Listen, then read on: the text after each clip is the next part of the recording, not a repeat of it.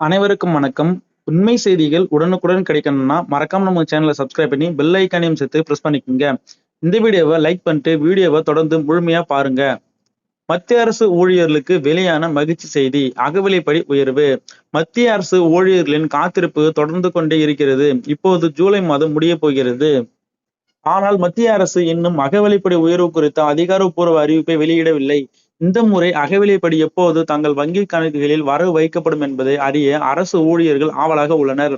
இதன் விளைவாக 50 லட்சம் மத்திய அரசு ஊழியர்களும் 65 லட்சத்திற்கும் அதிகமான ஓய்வூதியதாரர்களும் அரசின் அடுத்த முடிவை ஆவலுடன் எதிர்பார்த்து காத்து கொண்டு இருக்கின்றனர்.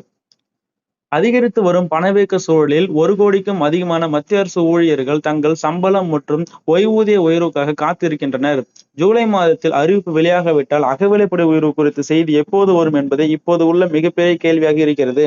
இந்த ஆண்டு அரசு ஊழியர்களின் வருமானத்தில் நேரடி தாக்கத்தை ஏற்படுத்தக்கூடிய அகில இந்திய நுகர்வோர் விலை குறியீட்டின் மதிப்பீட்டு புள்ளி விவரங்கள் மற்றும் அரசின் கடந்த கால நடைமுறைகள் எப்படி இருந்தது என்று இங்கே பார்க்கலாம். அகவிலைப்படி உயர்வு குறித்த இறுதி முடிவு ஜூன் மாதத்திற்கான தொழிலாளர்களுக்கான அகில இந்திய நுகர்வோர் விலை குறியீடு தரவுகளை பொறுத்தே அமையும்.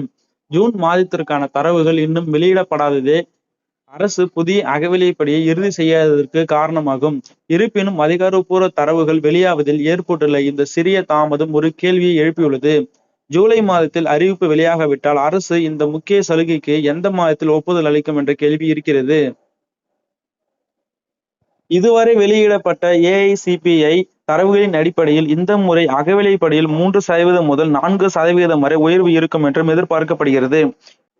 இந்த குறியீட்டு எண் மார்ச் மாதத்தில் 149.1 ஆகவும் ஏப்ரலில் 149.9 ஆகவும் மே மாதத்தில் 150.8 ஆகவும் இருந்தது. ஜூன் மாதத்தில் இது சுமார் 151.7.8 என்றும் கணிக்கப்பட்டுள்ளது.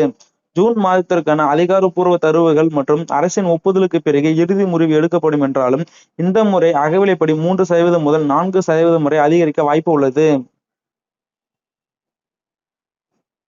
இந்த மாதம் அகவிலைப்படி உயர்வு அறிவிக்கப்படாவிட்டாலும் அரசு ஊழியர்களும் ஓய்வூதியர்களுக்கும் நீண்ட காலம் காத்திருக்க வேண்டியதில்லை. கடந்த 2 ஆண்டுகளைப் போலவே பண்டிகை காலமான அக்டோபர் அல்லது நவம்பர் மாதங்களில் அரசு அகவிலைப்படி உயர்வை அறிவிக்க வாய்ப்புள்ளது. இந்த ஆண்டு தீபாவளி நவம்பர் மாதத்தில் வருவதால் இது ஊழியர்களுக்கு ஒரு தீபாவளி பரிசாக இருக்கும்.